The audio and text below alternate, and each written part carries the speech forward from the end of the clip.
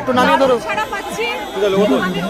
আমি ভীষণ খুশি, আমি ভাবতেই পারিনি সাপোর্ট করবেন এবং এভাবে আমার সব লড়াই কঠিন, কিন্তু আমাদের দিদির ওপরে ভরসা আছে, হুগলির মানুষের উপর ভরসা আছে, আমরা জিতবো।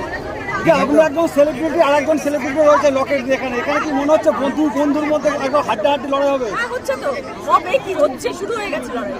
দুজনে একসঙ্গে দেখা হলে কি বলবেন? নমস্কার। আমরা এখন তো সবাইকে নমস্কার করছি, ওনাকে নমস্কারই করবো। 100 দিনের ভোট দেওয়ার আবেদন জানাবেন? ভোট দেওয়ার আবেদন জানাবেন? নিশ্চয়ই 100বার। 100 দিনের কাজের টাকা এখনো অনেক শ্রমিক পায়নি, সেটা দিদি দিচ্ছেন তো, দিদি তো দিচ্ছেন, কেন্দ্রীয় সরকার তো দেয়নি, শুধু বলেছেন দেবো দেবো দেবো, দিয়ে উঠতে পারলেন না। দিদি তো সব করছেন, সবই তো বাংলার মুখ্যমন্ত্রী করে যাচ্ছেন এবং যারা দেখিয়ে দিচ্ছেন প্রতিনিয়ত প্রতিদিন, তাহলে দিদির পাশে আমাদের থাকতেই হবে। যখন তিনিও নতুন ছিলেন, তাকেও তো প্রার্থী করে বিজয়ী করা হয়েছে। আমি আজকে নতুন মানুষের আমি একদম নতুন হয়ে গেছে, মানুষের ভালোবাসা প্রচুর ছিল, আছে, থাকবে। আজকে আমি রাজনীতিতে এসেছি এবং আমি জানি সেই ভালোবাসার রেশে এবং সেই ভালোবাসার জোরে আমি সকলের মন জয় করতে পারবো এবং সবকিছুরই একটা শুরুয়াত থাকে।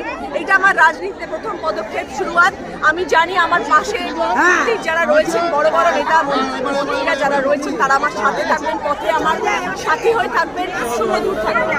আমি আমার কাজ করবো, সে তার কাজ করবে। দর্শক নির্ধারণ করবে কে বিজয়ী, কে ঠিকঠাক, কে ভালো কাজ করবে, কে হুগলির পাশে থাকবে। বিরোধী প্রার্থীকে কি বলবেন, কি বার্তা দেবেন?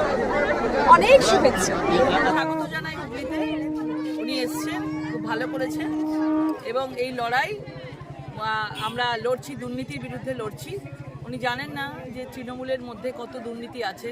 উনি নতুন জগতে প্রবেশ করেছেন, উনি আস্তে আস্তে জানতে পারবেন, ভাববেন আমি কোন দলে এসেছি, যেখানে সন্দেশখালীর মতো ঘটনা ঘটে এবং যেখানে আজকে সেই সিঙ্গুরে, যেখানে এখানকার মন্ত্রী এমএলএ কত কোটি কোটি টাকার সম্পত্তি বানিয়েছে কিন্তু মানুষকে 1 টাকা দেননি।